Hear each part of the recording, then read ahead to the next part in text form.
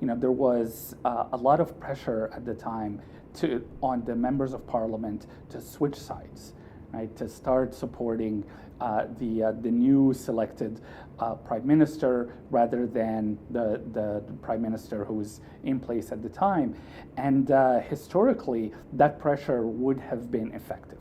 In this case, partially because of the new expectations of parliament and the pressures that the constituents put on members of parliament, we saw resistance. Right? We saw that the vast majority of the members of parliament did not defect and actually withheld the approval for the change in prime ministers. It pointed to how the role of parliament had changed, that people really saw a responsibility to provide a balance of powers in the government and to be more responsive to their constituents. The other side was also, and another sign of resilience came from the courts, where also they could have allowed the change to happen, even though it was clearly not constitutional. But again, the courts took a strong stance and said that our responsibility is to provide that balance of power and to be very direct and very clear about the constitutional interpretation.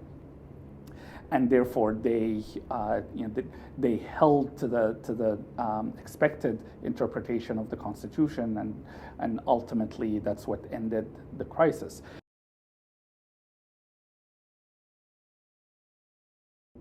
Sri Lanka is facing a difficult time.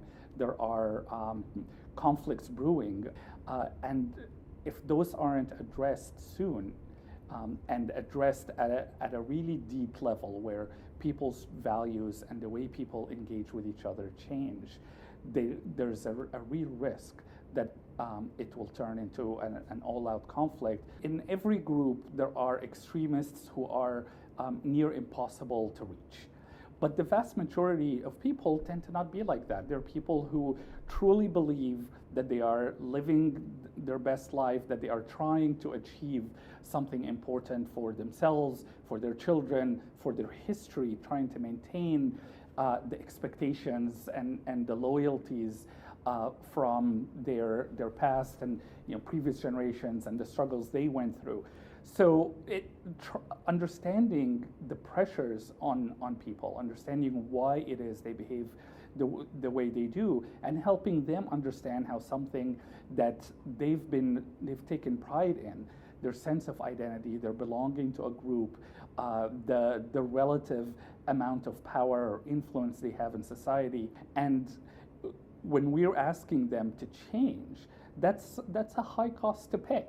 So helping both them understand that what they're resisting is the loss of this privilege, and helping us understand that they are under these legitimate pressures as well, will enable both of us to engage in a better way.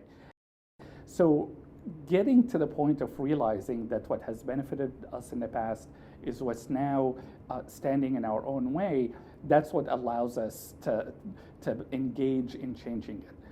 But first, we have to get to that understanding. And usually, when people start to think about how they've benefited in the past, but also what costs that came with and what costs they're paying today, and the impact on their future and their children's future, that's when people realize or are willing to consider that the costs are too high to pay. As people start engaging with each other, especially with those who they've had conflict with, and try to think about what a common future looks like, they have to come up with a new common narrative.